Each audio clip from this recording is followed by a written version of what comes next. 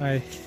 आत्ता मी आहे झंस्कार व्हॅलीतून जो दारच्याकडे जाणारा रोड आहे, मधी शिंकुला पास लागतो, त्या रोडवर जाताना रस्त्याच्या साईडला थांबलो. एक मोठा माउंटन येतो जो गोंदबोरंजन या नावाने ओळखला जातो.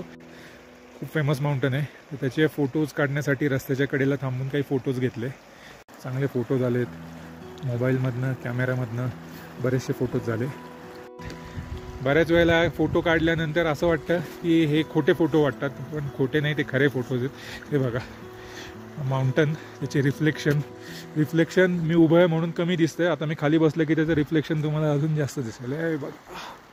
ॲट सेम टाईम एक टाईम लॅप्सचा व्हिडिओ पण शूट करतोय, जो सेकंड मोबाईल जो आहे त्याच्यावर शूट होतोय.